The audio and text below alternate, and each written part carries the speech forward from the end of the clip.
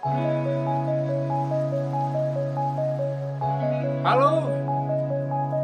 apa kabar semuanya untuk rekan-rekan semua?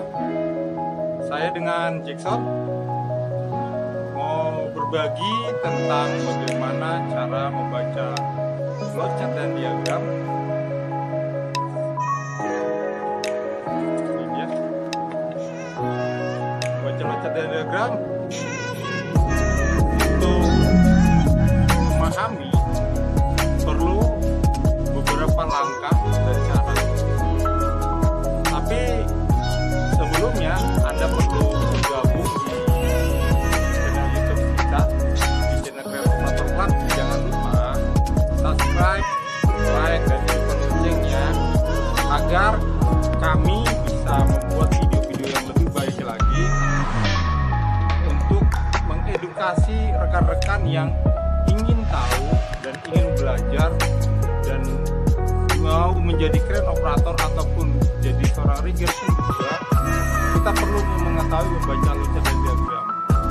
Saya berharap Anda bisa belajar dari sini, dari pengalaman yang saya bagikan, untuk teman-teman bisa lebih mengetahui bagaimana cara membaca flowchart dan diagram.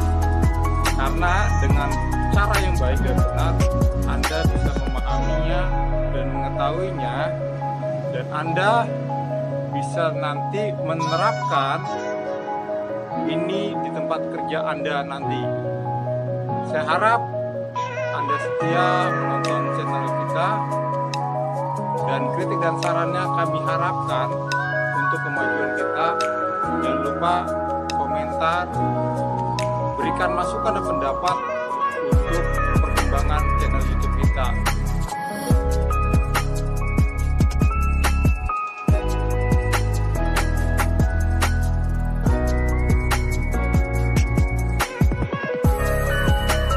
Oke, kita akan memulai membaca flowchart dan diagram.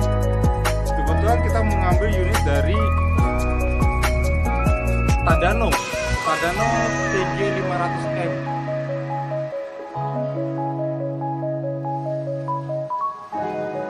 Oke, kita akan memulai membaca flowchart dan diagram. Kebetulan kita mengambil unit dari Tadano TG 500M. Nah, TG itu kebetulan tipenya jenis truck mounted crane.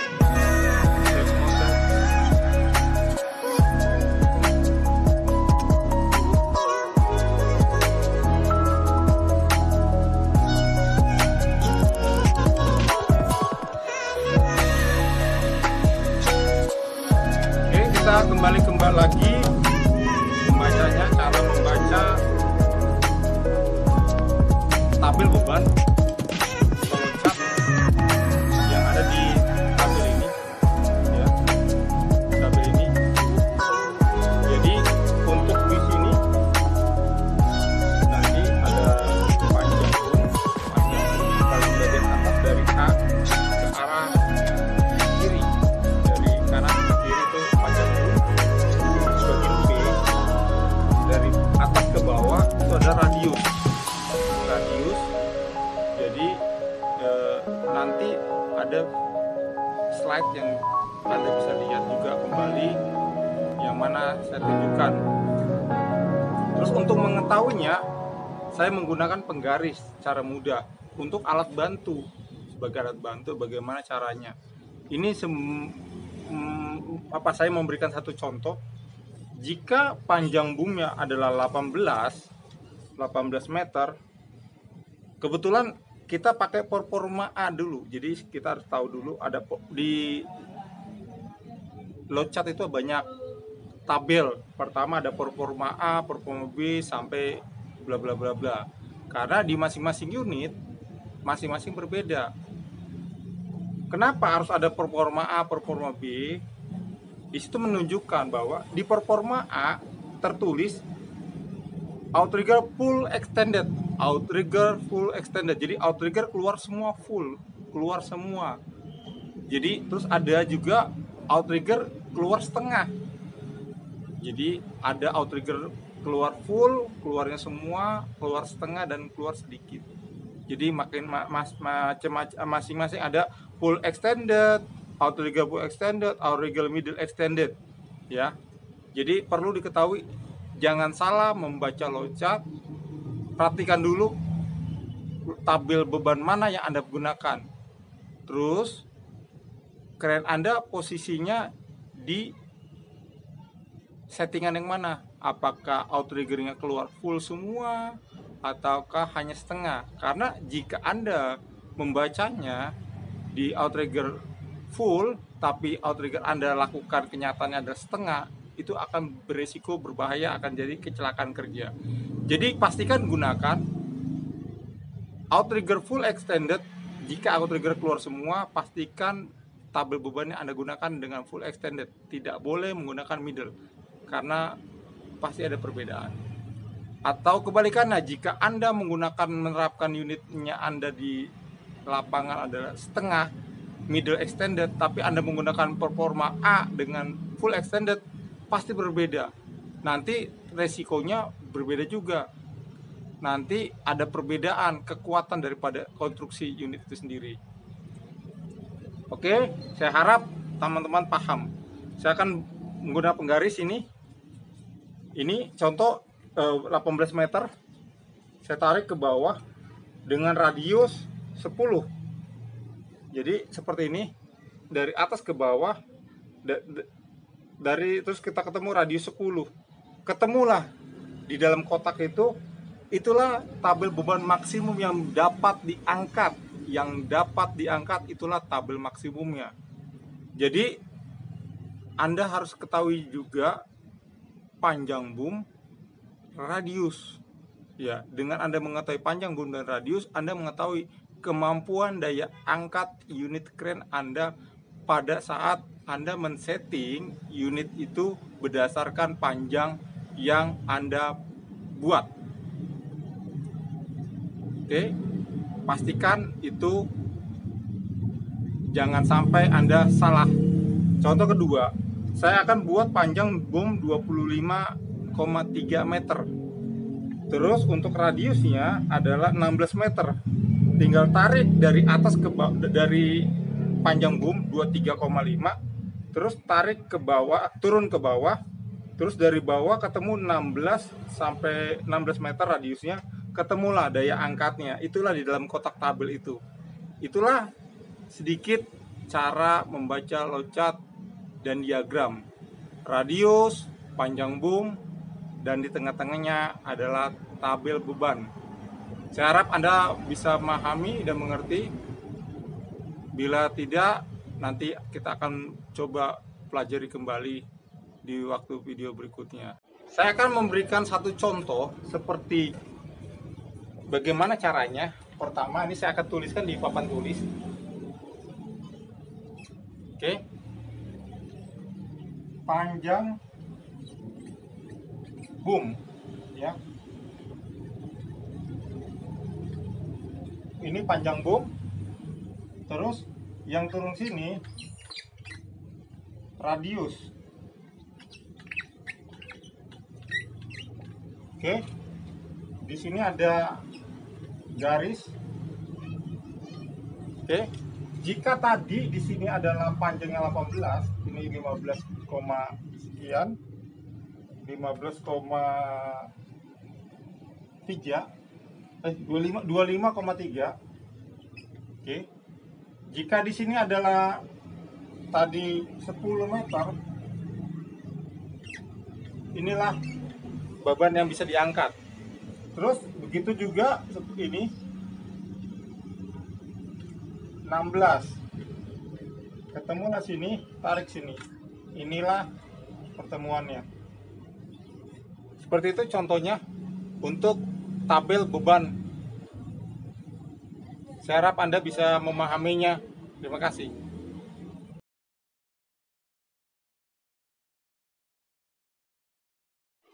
Terus saya akan lanjut ke bagian selanjutnya, bagaimana cara membaca diagram.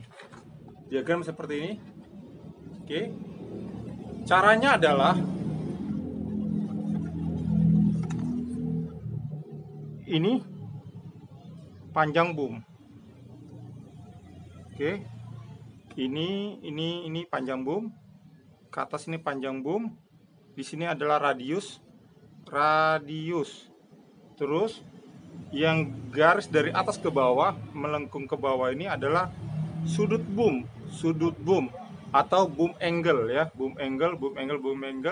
Terus bagian di atas ini menggunakan play jib tambahan daripada boom standar.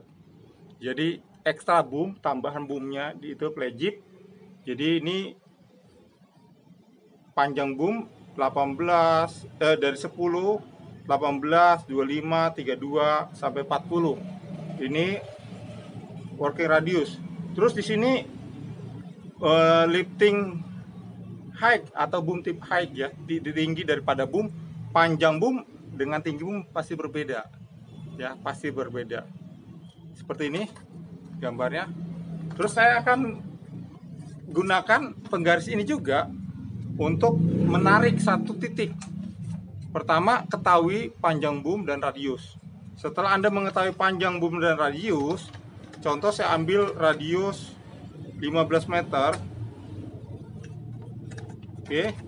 15 meter dengan panjang boom. Bentar. Saya coba dulu nih luruskan. Oke. Seperti ini, dari bawah ke atas, ini ke samping. Ketemulah di satu titik persimpangan. Ini kan siku ya. Dari bawah ke atas, tarik garis lurus ke atas. Dari bawah ke atas, terus dari samping kiri, dari kanan ke kiri. Ketemulah satu persimpangan. Titik itulah yang disebut titik pertemuan. Nanti di titik pertemuan itu akan terlihat daripada sudut boom, terus ketemu juga daripada lifting height atau boom tip height, tinggi daripada boomnya itu sendiri. Saya akan gambarkan satu contoh seperti ini di whiteboard saya ya. Ini adalah garis ya, radius. Ini kesini radius, ya. Terus ini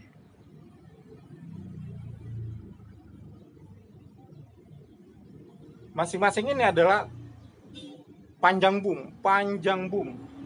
Terus bila kita lihat di tabel, di sini ada garis juga. Ini untuk mengetahui tinggi boom, sebelah sini tinggi boom. Ya, terus dia dari atas ke bawah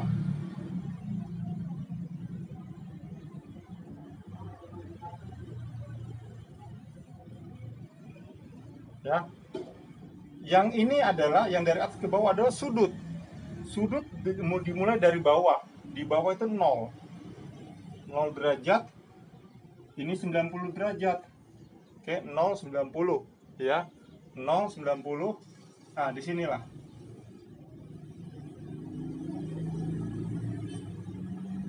Oke, seperti inilah.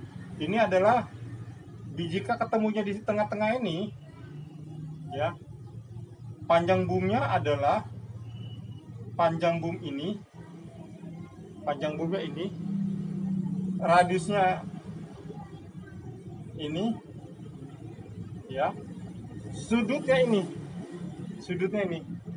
Ketinggiannya adalah ke sini. Oke. Radius, tarik tegak lurus. Oke. Ini adalah boomnya.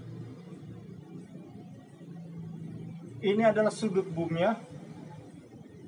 Ini ada ketinggian boomnya.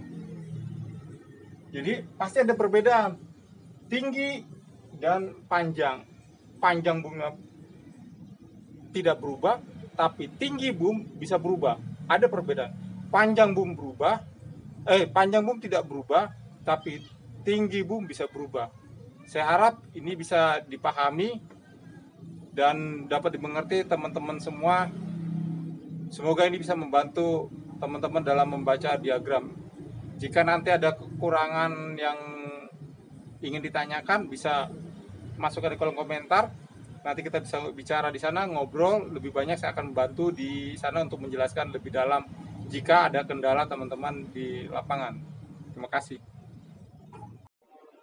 Oke, saya harap pelajaran yang tadi kita bahas, rekan-rekan atau teman-teman yang lainnya bisa memahaminya.